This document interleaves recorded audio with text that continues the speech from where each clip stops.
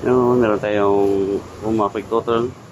Install natin sa Sniper 155. Yan. Kali plug and play to siya. Bali ito pa rin yung switch na gamitin natin. Tara, gusto na natin yung pagbaklas. Ayun, buksan natin dito yung left na exit niya para mag-access natin yung throttle sa maluwagan natin yung cable. Tapos pwede natin yung kuha mo 150 na cable. Okay, para prevention na daw. Yun, bali tanggalin natin dito yung throttle cable bago natin makabit yung quick throttle sa taas sa medyo maiksi yung cable na yun, kaya hindi natin matanggal yung lock sa taas. Kaya laga natin luwagan dito.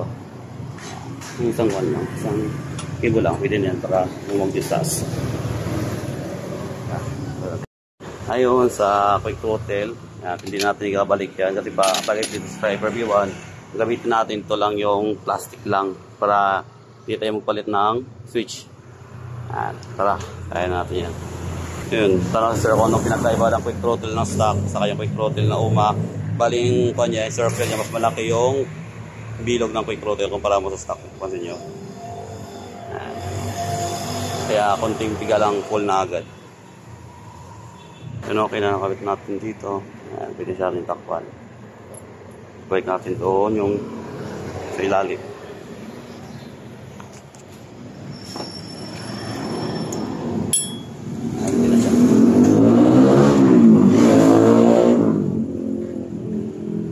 Dito, nagka-adjust din tayo dito. Pina-forward natin para magkaroon ng space doon sa ilalim. Clearance.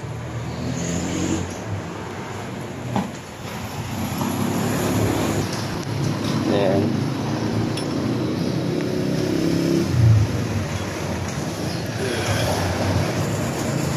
binalik muna natin sa mga bolt nito para paano siya fix. So dito hindi na siya dumagalaw, balik natin malawag na siya. Yan, balik natin dito, pinapasok na siya. You know.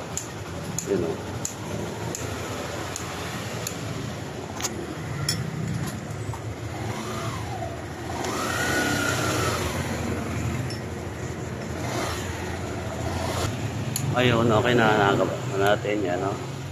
Hindi ko na kailangan mo rin. Ayan, no, konti na lang bigay niya. Quick, yan. Turn right, yun, no? Okay, pala yun, turn right, yun, mabalik-balik siya. Sabihin, hindi na tayo napalit ng switch natin, ito pa rin yung original switch gamitin natin, then pero nakaka-quick throttle tayo. Para kasi pag nag-quiet tayo dito, tapos naglagay tayo ng quick throttle dito, masyado mahabang labas nito. Yan, kaya para hindi lahala siya do halata, nakaka-quick throttle tayo. Itong switch pa rin gamitin natin, then ito lang yung gamitin natin na yung plastic niya.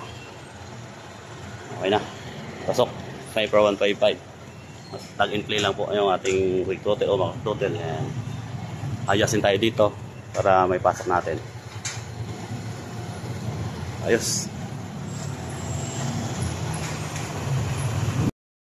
Mga idol, ayos na. O mga quick throttle Y15ZR plug and play sa Sniper 155.